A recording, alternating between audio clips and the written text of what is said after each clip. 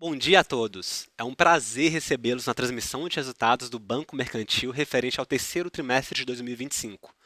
Meu nome é Leonardo Ferraz, eu sou responsável pela área de relações com investidores e, em nome de todo o time, eu agradeço a presença e o interesse de cada um de vocês que nos acompanham nessa manhã. Participam comigo nessa transmissão Gustavo Araújo, nosso CEO, e Paulino Rodrigues, nosso CFO, que irão compartilhar os principais destaques referentes aos resultados desse trimestre. Eles irão conduzir a apresentação e, logo em seguida, nós abriremos espaço para a sessão de perguntas e respostas. Eu lembro que essa transmissão está sendo gravada e que tanto a apresentação quanto a sua transcrição, assim como o material de apoio, estarão disponíveis no nosso site de Relações com Investidores. Durante toda a apresentação, vocês podem enviar suas perguntas por meio da aba de Q&A localizada na parte inferior da tela ou pelo nosso canal de WhatsApp, acessível via QR Code que será exibido ao longo da transmissão. Mais uma vez, eu queria agradecer a todos pela presença e agora, para dar início à nossa apresentação, eu passo a palavra a Gustavo Araújo, CEO do Banco Mercantil. Gustavo, é com você.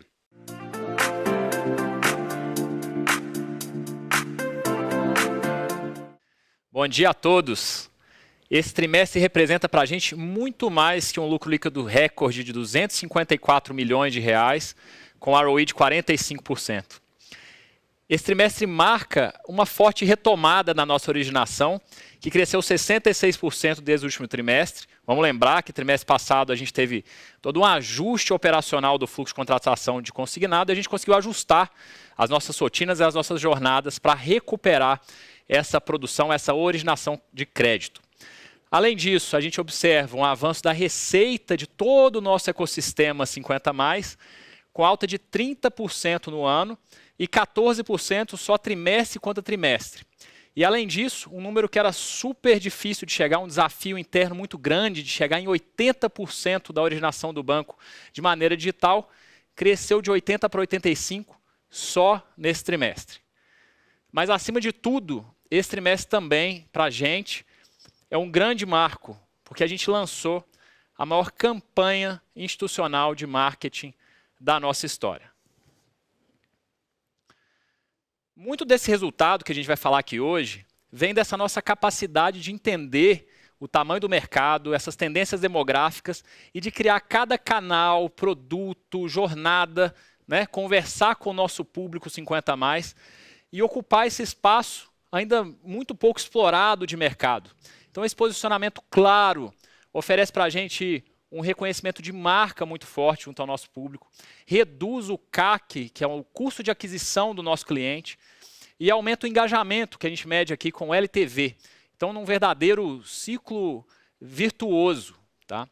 Então, nos últimos anos, está aqui na tela, a gente criou a tagline "Sua experiência nos inspira", renovamos a marca, celebramos os 50 e tantos com o Fábio Júnior, e nesse trimestre, claro, a gente ganha esse novo parceiro, um parceiro de negócios, um parceiro de propósito, o nosso rei Roberto Carlos. Então, o banco se une a uma personalidade unânime, um dos maiores artistas, sem dúvida nenhuma, do nosso país, que representa confiança, representa emoção, representa carinho, que possui um recall especial, principalmente junto ao nosso público-alvo. Esse cara que tem valores muito próximos aos que pregamos aqui no Banco Mercantil. Então, estamos muito animados com essa escolha, que reforça o nosso lugar de fala junto ao público 50+, amplia o reconhecimento de marca e mostra o tamanho com esse parceiro do nosso sonho e da nossa ambição aqui no Banco Mercantil, que agora é o banco de quem sabe viver. Bom, toda essa transformação permite alcançar cada vez mais vidas, mais clientes, com uma segurança de marca, uma presença nacional, o que é refletido na nossa produção digital, que já havia atingido o grande marco de 80% e agora supera os 85%. Se a gente olhar no gráfico aqui à direita da tela dos senhores, nós vamos ver que as novas safras de clientes são cada vez mais digitais, com o menor CAC, cuja aquisição, maior engajamento que o LTV, o que reforça essa nossa força do nosso modelo híbrido, que é digital, como vocês veem, e também humano. Então, para estar cada vez mais próximos desse nosso cliente, a gente também segue com a nossa expansão física, né? No ano, já são 61 novas agências, 34 somente nesse trimestre, todas muito bem equipadas, né? E com um time muito bem treinado para garantir um atendimento de primeira qualidade, que é uma das grandes marcas registradas aqui do banco, né?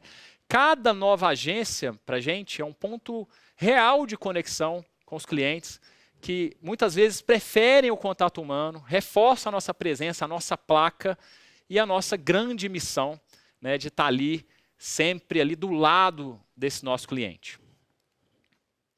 Bom, essa tela aqui, ela é muito interessante, né, porque ela vai mostrar uma dinâmica que vem acontecendo com o banco há bastante tempo. Então, aqui no meio, a originação de crédito, né, CAGR de 27%, vai quase 30%, a gente vem crescendo na nossa originação. Tá? Na direita, a carteira de crédito, que cresce proporcionalmente à originação de crédito, também CAGR de 28%, atingindo 21,6 bilhões de reais. Mas o que acontece? Conforme a gente consegue crescer, né, 3 vezes mais o mercado, nessa carteira de qualidade, né, colateralizada, e sem crescer tanto, mantendo os custos fixos quase estáveis, o que acontece é que a gente consegue entregar resultados cada vez melhores, a chamada o ganho de eficiência operacional, o ganho de escala aqui, que mostra então no gráfico da esquerda esse resultado que cresce 85% e ilustra toda a força dessa estratégia e desse modelo que a gente desenhou. Tá?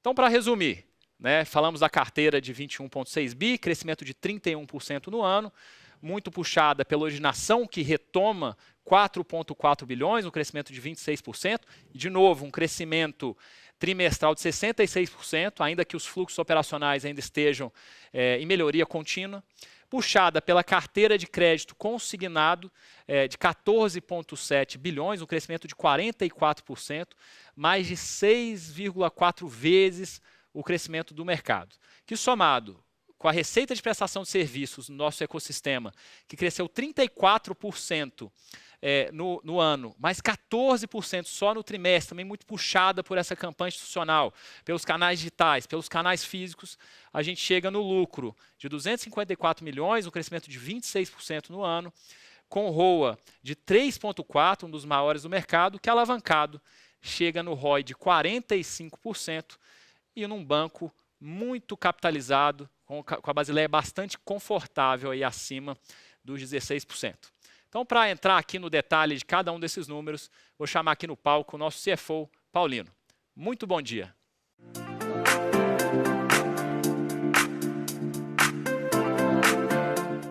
Bom dia, Gustavo. Bom dia a todos que nos acompanham na divulgação de resultados do Banco Mercantil referente ao terceiro trimestre de 2025.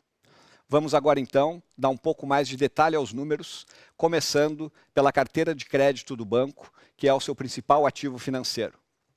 Principal destaque desse terceiro trimestre, o crescimento da carteira de crédito consignado, atingindo o patamar de 14,7 bilhões de reais, enquanto a carteira do banco como um todo atingiu o patamar de 21,6 bilhões de reais, um crescimento de 31% na comparação anual, em um momento em que o mercado como um todo, e aqui por mercado eu me refiro à série do Banco Central de recursos livres, pessoas físicas, cresceu 12,2%.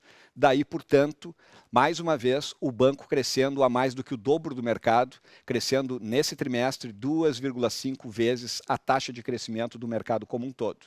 Puxado, como já disse, pelo crédito consignado, dentre os quais o INSS é a nossa principal carteira, com um crescimento na base anualizada de 44%, e também vale a pena referir um crescimento bastante expressivo na nossa carteira de crédito pessoal, que trouxe um crescimento também na base anualizada de 30%.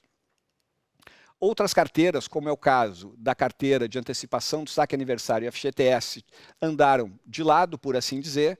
A carteira de antecipação de saque aniversário de FGTS teve recentemente suas regras alteradas, o que deve reforçar o caráter de estabilidade ou até mesmo de declínio dessa carteira. Uma carteira muito boa, que nós soubemos trabalhar tempestivamente e oportunamente, vimos rodando com uma carteira perto de 3 bilhões já há algum tempo, uma carteira que gostamos muito, mas cujas perspectivas não são tão positivas. O grande destaque sendo, então, no que diz respeito à carteira, aumentando a participação de crédito colateralizado, atingindo 86% do total do portfólio, em um momento, como falaremos adiante, e que a inadimplência do sistema como um todo encontra-se em um momento elevado. Então, a carteira colateralizada nos dá a segurança de seguir crescendo o banco e o seu portfólio de crédito de forma sustentável no que diz respeito também à inadimplência. Inadimplência essa, over 90, que é a principal métrica de mercado, que encerrou o trimestre em 2,8%. Vamos comentar esse aspecto um pouco mais daqui a pouco. E o banco, mais um trimestre, com um crescimento significativamente acima do mercado, um crescimento anual composto médio de 28% ao longo dos últimos 3 anos. Portanto, tivemos, como temos tido, mais um trimestre com uma execução bastante segura, a despeito das condições bastante voláteis de mercado que nós observamos. Algo que podemos destacar quando falamos da originação de crédito.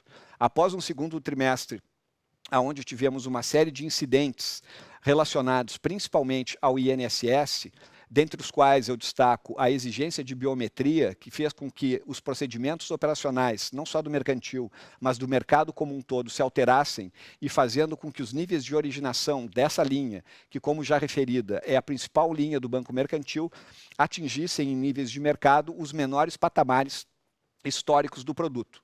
Nesse terceiro trimestre, essa dificuldade de originação ela permanece. Quando olhamos a série do Banco Central, vemos que houve uma melhora na margem, pouco superior a 10% na originação do mercado como um todo, ao passo que a originação do mercantil foi de 1,8 bi para 3,5 bi, ou seja, basicamente dobrando na comparação trimestral e um crescimento de 37% na comparação anual. Trimestre esse, portanto, superado apenas pelo primeiro trimestre desse ano, que foi um dos melhores, se não o melhor trimestre em termos de originação de consignado da história do Banco Mercantil. Essa retomada, como já referida pelo Gustavo, nos deixa muito satisfeitos por termos conseguido mais uma vez atravessar um momento de mercado bastante instável, nos posicionando com muita rapidez e nos adaptando às condições adversas de mercado, retomando uma trajetória de crescimento que tem sido a tônica do banco ao longo dos últimos trimestres. Um outro destaque que eu gostaria de fazer aqui é a melhor originação trimestral de crédito pessoal não consignado, ali na parte cinza inferior do gráfico, beirando os 700 milhões de reais na originação trimestral. Como eu já falei, o melhor trimestre dos últimos períodos e um crescimento de 9% na comparação anual. Esses são os dois grandes destaques. Como já falei anteriormente, a linha de antecipação de saque aniversário FGTS, uma linha que gostamos muito e que temos sabido operar, é uma linha que vem perdendo tração já ao longo dos últimos trimestres e, dadas as mudanças regulatórias ocorridas recentemente com o início de vigência nesse mês de novembro, a gente imagina que a originação dessa linha venha inclusive a cair no mercado como um todo. Um outro destaque fundamental é a maneira como essa originação se dá. Conforme o Gustavo referiu anteriormente, temos 80% da originação de crédito consignado do banco sendo feito 100% digital. Isso é fundamental não somente para bem atender o cliente, como também para proporcionar ao banco uma maior eficiência operacional, aspecto que nós tocaremos também um pouco mais adiante. E a originação de consignado, portanto, como mostrado no gráfico ali na parte superior direita, um crescimento médio anual de 48% ao longo dos últimos 3 anos. Então, esse é mais um trimestre de retomada que nos deixa muito satisfeitos de retomarmos, então, essa trajetória de crescimento acima do mercado observada ao longo dos últimos trimestres e anos. Falando um pouco agora, então, da qualidade do crédito, a inadimplência, o índice over 90 do seu lado esquerdo, que é a principal métrica observada pelo mercado, observou uma alta nesse terceiro trimestre, atingindo 2,8%, que é o patamar mais elevado observado nos últimos trimestres, o que naturalmente isso nos coloca uma lupa que já estava ali posta, né? Então a gente já vinha comentando em trimestres anteriores a preocupação com os níveis de inadimplência de mercado e por conseguinte também na nossa carteira, e o que vimos no mercado foram números atingindo de inadimplência, quando a gente olha recursos livres pessoa física, que é a linha escura do gráfico do seu lado esquerdo, atingindo o patamar mais elevado nos últimos trimestres, de 6,7%, o que é mais do que o dobro da inadimplência observada na carteira do mercantil. Então, a gente segue operando com um nível muito mais baixo que o mercado está atravessando um momento complexo no que diz respeito à inadimplência das famílias e estamos observando com bastante cuidado esse crescimento. Crescimento esse puxado pelo crédito pessoal sem garantia, embora tenhamos tido também uma variação na margem no crédito consignado INSS, que é a nossa principal carteira.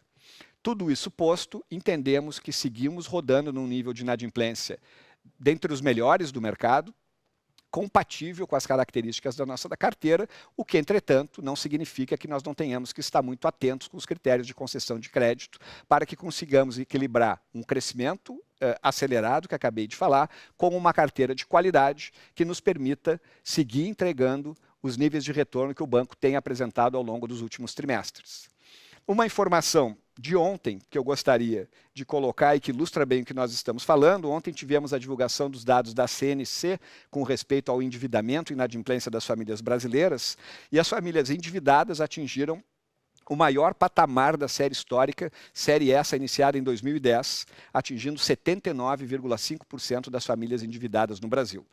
O patamar de famílias inadimplentes também atingiu o recorde pelo segundo mês consecutivo, e aqui nós estamos falando já nos dados de outubro, atingindo 30,5% das famílias. Também o patamar mais elevado da série histórica, mantido o mesmo nível de setembro do mês de outubro.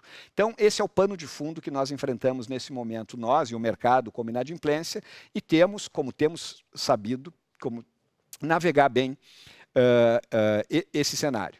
Do lado direito, temos a inadimplência over 15,90, aqui uma referência rápida. No trimestre passado, eu mencionei que a flutuação havia sido decorrente justamente das mudanças operacionais observadas no processo de biometria do consignado INSS, que isso já havia sido ajustado e retornaria aos patamares históricos no terceiro trimestre, e é o que pode ser observado no gráfico do lado direito, aonde a nossa métrica encerrou o trimestre em 1,3%, basicamente a metade da métrica de mercado, que é a linha branca, de 2,5%.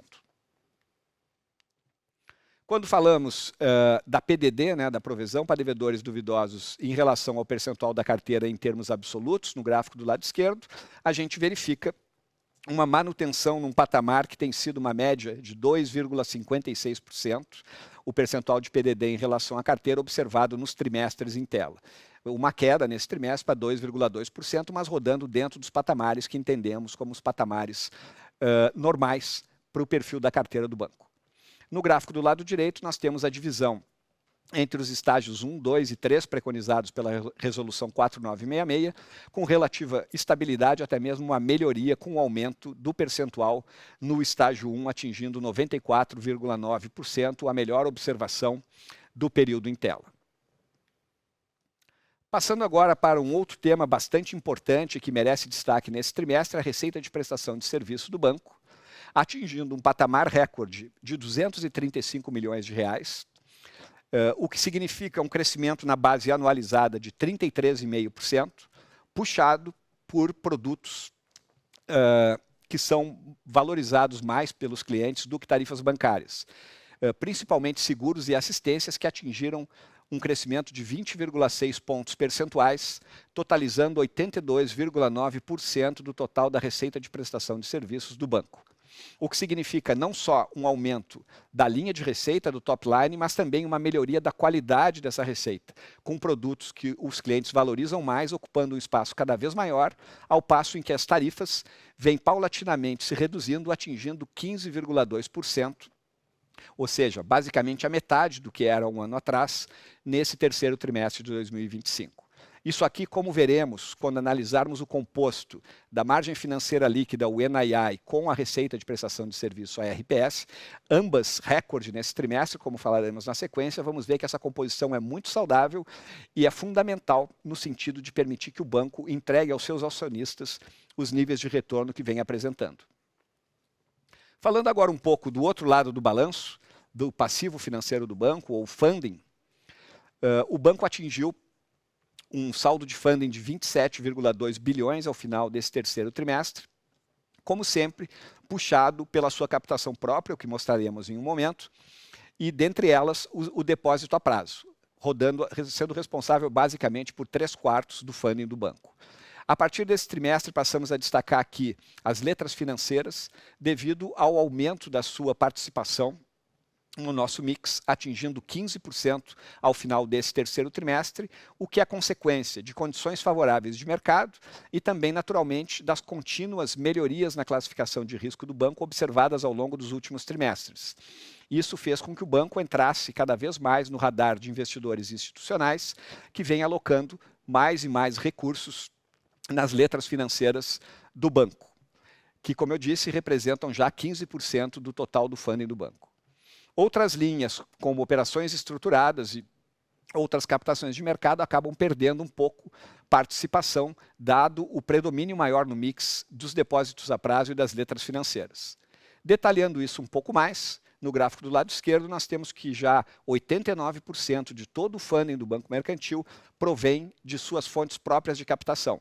Sejam os clientes INSS, que respondem por 17%, sejam outros clientes PF-PJ, que respondem por 47%, ou sejam operações originadas diretamente através da nossa tesouraria, que respondem por 26%. Restando, para plataformas parceiras e operações estruturadas de mercado, 11%. Cabe destacar que temos muito apreço pelas plataformas parceiras e operações estruturadas, e a gente deve ver alguma novidade nesse último trimestre para retomar um pouco a participação dessas fontes, que, como eu já referi, são bastante importantes no nosso mix como um todo. Quando a gente fala, olhando o lado direito, do nível de liquidez do banco, encerramos esse... Desculpem, acontece quando a gente fala muito. Encerramos esse terceiro trimestre com um caixa superior a 8 bilhões e meio de reais, num balanço de pouco mais de 31 bi, portanto, um nível de caixa bastante significativo, o que nos dá tranquilidade para seguirmos a nossa trajetória de crescimento, com o Liquidity Coverage Ratio, que é a liquidez de curto prazo, na métrica preconizada pelo Banco Central, de 3,5 vezes o mínimo regulatório necessário. E o Net Stable Funding Ratio, que é uma métrica também exigida pela autoridade monetária para bancos S1, que não é o nosso caso, mas a gente, por boa prática de governança, faz o cálculo de ambas as métricas, num patamar de 135%, que é um patamar comparável aos grandes bancos S1 do país. Portanto, uma posição de liquidez bastante robusta do banco para fazer frente a esse crescimento acelerado que apresentamos anteriormente. Falando agora um pouco de capital, o índice de Basileia do banco encerrou o terceiro trimestre com 16,1%, uma redução em relação ao trimestre anterior, puxada, como pode ser observada no gráfico do lado superior direito, pela expansão da carteira de crédito. Portanto, é uma redução de Basileia por um bom motivo, e é um dos motivos, inclusive, pelos quais temos por política e temos carregado um nível de capitalização elevado ao longo dos últimos trimestres, justamente, entre outras razões, para que possamos fazer frente a esses crescimentos de carteira e possamos, portanto, aproveitar oportunidades de mercado sem ameaçar o nível elevado de capitalização que o banco possui, 16,1 Basileia, quase 14, 13,9 o capital nível 1. E o que naturalmente vai sensibilizar as classificações de risco do banco, observáveis na parte inferior direita da sua tela.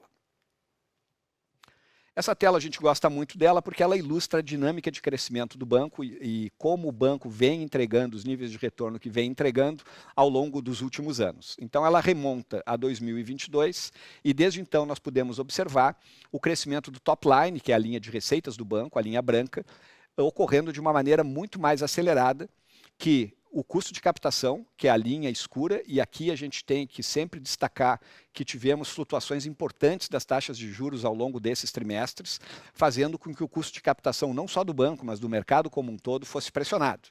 Inclusive, cumpre destacar que a taxa Selic média desse terceiro trimestre, mais uma vez, apresentou um crescimento em relação aos trimestres anteriores, atingindo 14,9% nesse terceiro TRI, vindo de 14,48% no segundo TRI, 12,95% no primeiro TRI e 10,84% em todo o ano de 2024. Então, o banco vem fazendo frente. Claro que existe toda uma estratégia de gestão de ativos e passivos e de hedge para minimizar esses impactos, como temos tido sucesso, inclusive, mas naturalmente que há uma pressão sobre o custo de funding, que é a linha mais escura. E a linha mais clara, que são as despesas administrativas, operacionais e de pessoal do banco, crescendo, como é natural, dado o crescimento e a expansão do banco, mas crescendo a uma taxa muito inferior ao top line. Essa combinação de fatores é o que tem permitido ao banco entregar níveis de retorno dentre os melhores do mercado. E chegaremos a ele, ROA e ROI, bastante estáveis na próxima tela.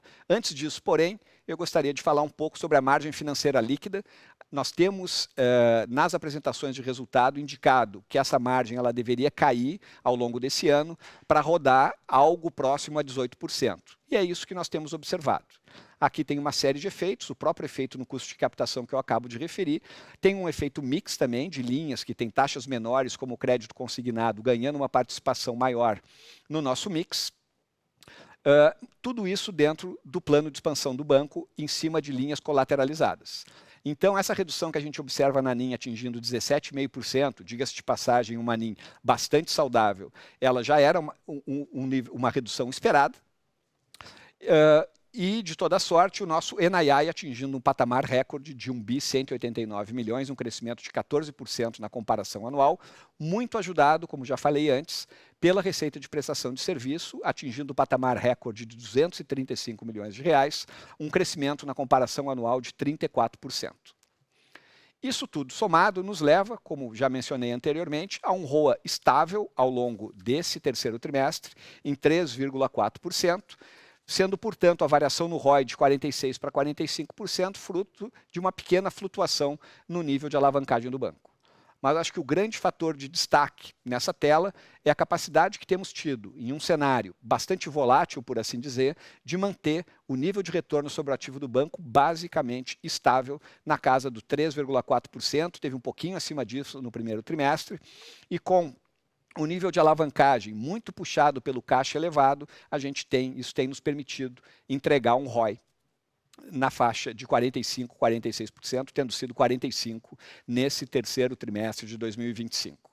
Portanto, mais um trimestre de um resultado de excelência do mercantil, do qual muito nos orgulhamos. Com isso, encerro a minha participação e passo a palavra para o Leonardo, que vai facilitar o processo de perguntas e respostas. Leonardo, por favor.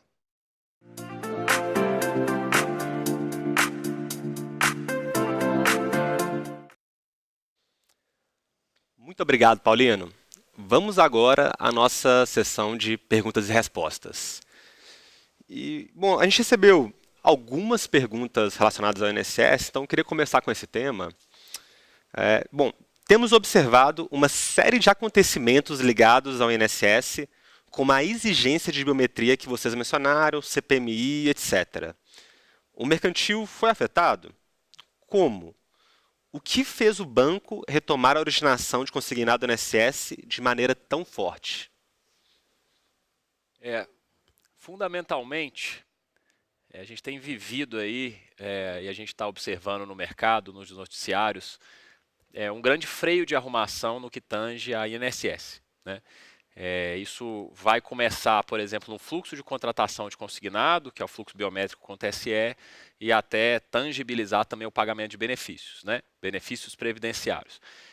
Antes de mais nada, acho que vale aqui reforçar que esse nivelamento, né, de qualidade de serviços e tudo que vem sendo feito, para a gente é bastante positivo, para que a gente tenha padrões de mercado equânimes, isônomos, né, e para que o cliente tenha esse melhor atendimento, para que a gente tenha aí, né, mais segurança bancária, enfim, que a gente possa levar a melhor experiência para esse nosso cliente, que é o nosso grande foco, é o nosso grande core.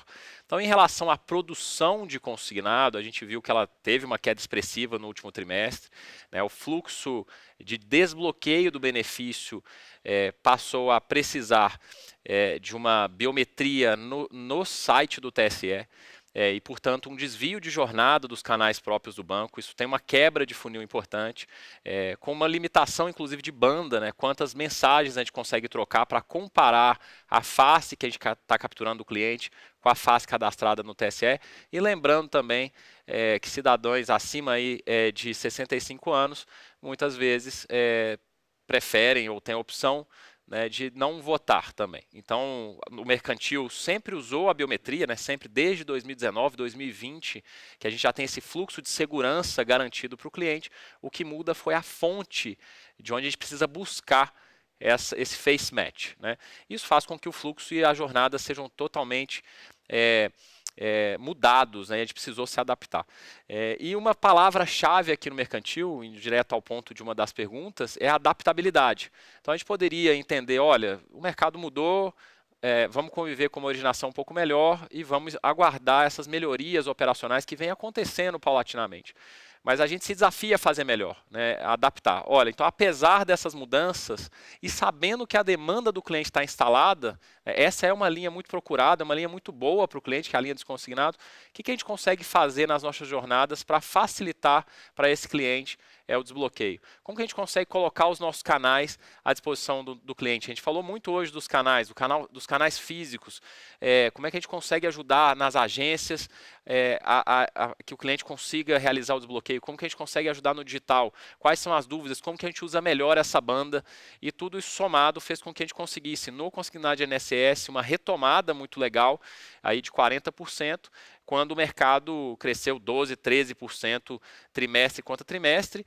Então a gente acha que aprendeu muito, acha que tem muito ainda para se destravar em termos de processo. Achamos também que o processo mais seguro é muito melhor quando padronizado para o mercado. Então estamos animados aí para quanto melhor o processo, mais a gente vai conseguir destravar essa originação, porque a demanda está instalada e a gente tem um share importante de clientes e de demanda de tomadores aqui. Então, a gente está animado para continuar crescendo e, de novo, sem colocar aqui o ônus nas mudanças de mercado, a gente conseguiu tirar da execução do banco esse offset de produção e voltar a patamares históricos. Então, esse é um ponto fundamental desse trimestre. Conseguimos voltar para essa produção. Em relação a pagamento de benefícios, que é outro tema muito recorrente, o mercantil está apto, né, a realizar esses pagamentos, os pagamentos dos leilões previdenciários. Nossas agências são equipadas, né, com água gelada, numerário, com ATM, caixa eletrônico, banheiro, acessibilidade, ou seja, tudo que preconiza um bom atendimento para o cliente, com todas as métricas que a gente cuida já há bastante tempo, né, de tempo médio de espera, tempo médio de atendimento. Então, onde a gente tem a presença física, a gente está apto também a receber da melhor forma possível esse influxo de clientes para realizar aí o primeiro atendimento, o primeiro pagamento, e é também um ponto importante da estratégia, principalmente em tudo isso que a gente vem vivendo, que a gente vem lendo aí na mídia em relação ao tema INSS, que é o nosso principal tema, é o nosso principal cliente, é o nosso principal foco, e por isso a gente tenta se destacar, mostrar padrão de qualidade, retomar a produção e levar, dadas as restrições, as melhores jornadas para esse cliente, para tentar trazer para ele os melhores produtos nos melhores canais, seguir nossa trajetória de crescimento com esses pequenos ajustes conforme a regulação do INSS, a regulação bancária vem se adaptando e a gente também se adapta da melhor forma a elas. Então, muito animados aí com esse freio de arrumação no geral, acho que vai ser muito bom para o mercado e acredito que a gente conseguiu entender e se adaptar aqui no Banco Mercantil por ter esse foco especial no 50 a mais. Muito bom. Bom, vamos para uma segunda pergunta, agora falando sobre margem. A NIM recuou para 17,5% no trimestre. Quais fatores pressionaram a margem e quais as perspectivas? Bom, acho que essa fica comigo. A NIM de 17,5, ela já, de certa maneira, foi antecipada para quem vem acompanhando as apresentações de resultado. Tem alguns aspectos aqui para explicar, começando do macro. Então, a gente tem um pano de fundo. Eu referi a maneira como a taxa Selic média over tem crescido ao longo dos últimos trimestres.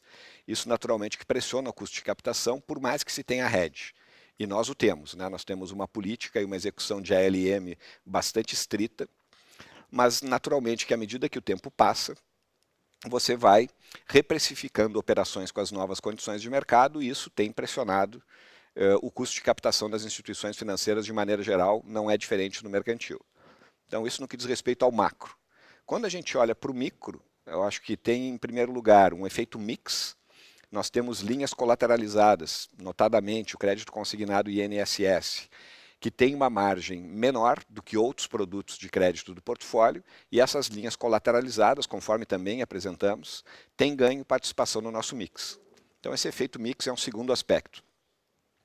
O terceiro aspecto, que acabou que, com tudo isso que o Gustavo falou do INSS, perdeu um pouco de visibilidade no mercado, mas está longe de ser resolvido, é a questão da taxa teto do consignado INSS, que continua num spread mínimo histórico. É uma questão que teve bastante discussão ao longo, eu diria, dos últimos anos, e com tudo isso que vem ocorrendo recentemente, acaba saindo um pouco das manchetes, mas isso de maneira nenhuma quer dizer que essas margens melhoraram. Elas continuam bastante pressionadas e entendemos que em algum momento esse tema terá que voltar a ser endereçado. Então, de maneira sumária, são esses três grandes aspectos, eu diria, que explicam a NIM. Um quarto também relevante é que temos carregado um nível de caixa mais elevado do que o que costumamos, para aproveitar as condições de mercado do lado do funding.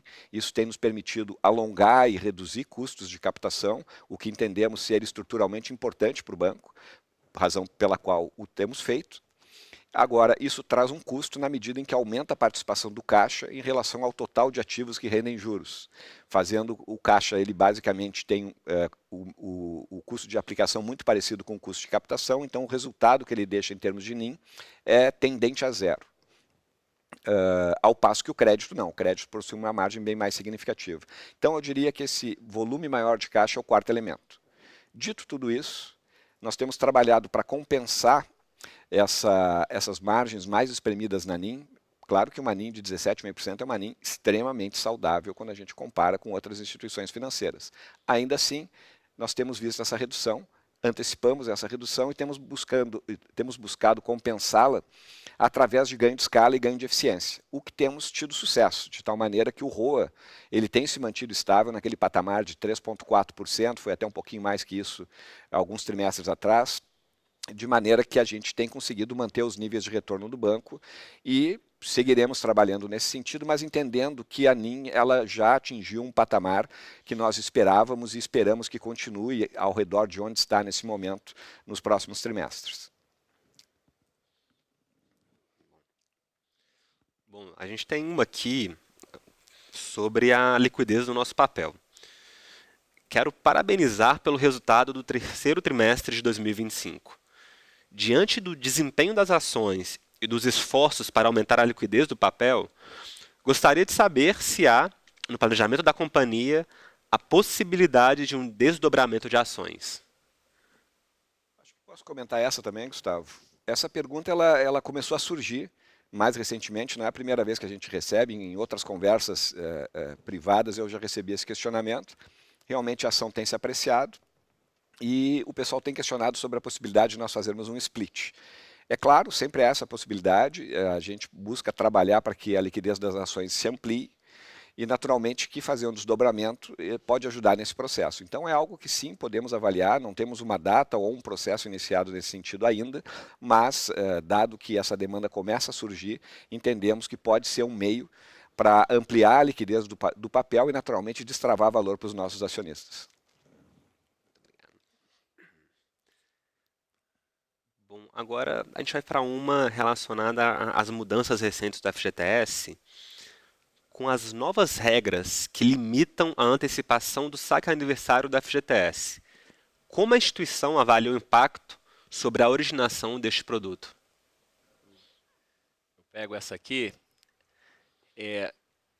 Mais mudanças regulatórias, né? Não pode ser diferente disso. Então, o produto de FGTS teve aí algumas novas regulamentações.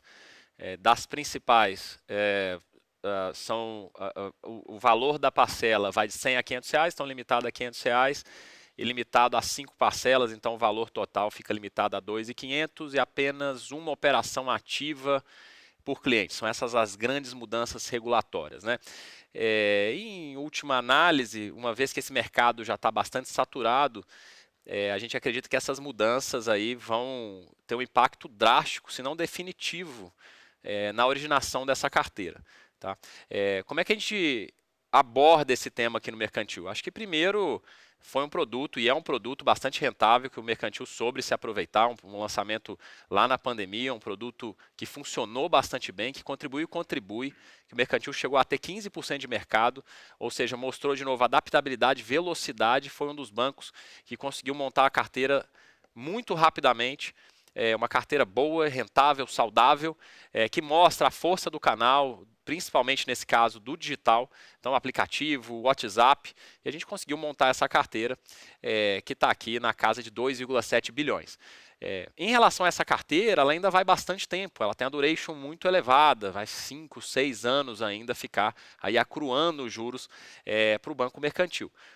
E não mudou nada no arcabouço legal em relação à colateralização dessa carteira. Então, em relação a risco de inadimplência, não há o que se comentar, né? A segurança jurídica da carteira e os recebimentos desses juros que serão acruados ficam, portanto, garantidos. O que vai acontecer agora é uma mudança de regulação. Claro que o cliente que ainda não aderiu ao saque aniversário ainda vai poder fazer esse saque, mas os clientes que eram mais comuns, que faziam aquele ressaque, vão ficar algum tempo aí sem conseguir fazer aquela tomada da margem adicional, por exemplo, da contribuição patronal. Isso deve fazer com que grande parte da originação que a gente observa, e de novo, a gente já via que a nossa carteira já não crescia mais, ou seja, o mercado está saturado, que ela tem essa queda importante. Mas aqui também cabe um destaque, né? O governo trocou praticamente esse produto, aqui sem entrar no mérito se essas regulamentações serão adaptadas ou mudadas conforme a gente observa o impacto, ainda tem muita discussão política aqui para entender de fato se essas mudanças são definitivas, vamos aguardar, mas assumindo que sejam, a ideia também dos órgãos reguladores é que esse produto seja na margem também substituído pelo novo produto de consignado privado, né? O público é muito parecido, né? Quem tem o FGTS com o público seletista, que é o público foco da linha de consignado privado, né? Do consignado de CLT. E essa nova linha também tem uma perspectiva muito boa. Então, o que a gente pode observar na nossa estratégia? A gente deve ver, provavelmente, essa carteira ao longo dos períodos e amortizando e acruando juros, e uma nova carteira, conforme a gente entende esse novo produto, esse novo arranjo operacional, tecnológico, creditício, que a gente vá mais do que substituindo, e a gente entende que consegue também se aproveitar dessa oportunidade que se desenha no mercado endereçável que deve ser maior, inclusive, do que o mercado de FGTS. Né? Assim a gente espera, a gente acha que vai ser uma troca, se ela se concretizar, muito positiva, mas ainda esse produto, como é novo, o mercantil está aprendendo operacionalmente, em termos creditícios também, estamos esperando aí os vintages das safras para entender quando e como a gente consegue acelerar. E claro, né, esse cliente que tem o FGTS aqui com a gente, é um cliente que está nos nossos canais, é um cliente recorrente, é um cliente que contrata produtos do ecossistema, é um cliente que pode contratar o privado ali na frente, ou seja, toda essa base de clientes traz para a gente também uma vantagem competitiva grande, a gente já conhece esse cliente, já sabe a sua capacidade de pagamento, então esses são justamente os clientes que a gente está começando também a oferecer o produto de consignado privado. Né? Então, é uma dinâmica, né? A gente tem que se adaptar a essas dinâmicas de mercado, as dinâmicas regulatórias, e uma execução forte vai garantir que a gente faça bastante bem essa transição, que tem bastante tempo aí, de novo, pelo tamanho da duration do FGTS, e conseguir ótimos frutos aí com a maturidade do consignado privado. Bom, nós temos uma pergunta aqui relacionada à nossa distribuição. Há uma obrigação legal, Lei 6.404, e estatutária, por conseguinte, em relação à distribuição de lucros. Com esse lucro tão alto, quando pretendem distribuir para acionistas, seja através de JCP e ou dividendos? Posso responder essa? Não, evidentemente que há obrigação legal e nós sempre observamos as obrigações legais do banco. O JCP tem sido destacado trimestralmente, como foi novamente nesse trimestre. Então nós temos hoje 25,9% da base de cálculo, que é o lucro acumulado no ano, deduzido da reserva legal de 5%, devidamente provisionados no balanço para pagamento. E o serão tão logo haja a deliberação para esse pagamento.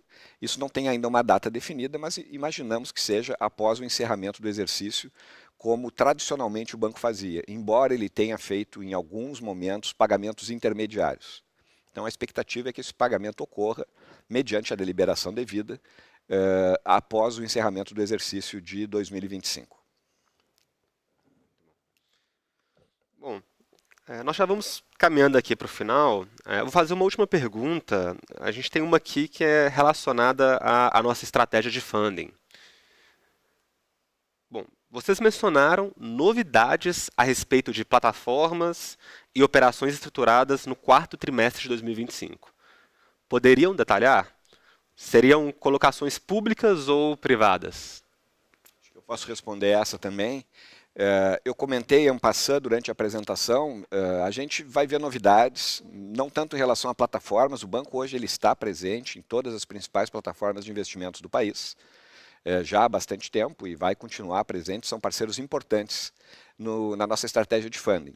Com relação às operações de mercado, nós estamos examinando opções de operações, sejam privadas, sejam públicas, e deveremos ter notícias a respeito disso no decorrer das próximas semanas. Obrigado. Bom, nós vamos caminhando aqui para o encerramento da nossa apresentação. Eu gostaria de lembrar que todas as perguntas que foram feitas e não foram respondidas aqui hoje serão respondidas diretamente a quem perguntou pela própria área de relações com investidores. Para qualquer dúvida adicional, fiquem à vontade para entrar em contato conosco pelos canais que estarão disponíveis aqui na tela. Eu gostaria de agradecer ao Gustavo e ao Paulino pela apresentação e desejar a todos que nos acompanharam aqui hoje um ótimo dia. Bom dia.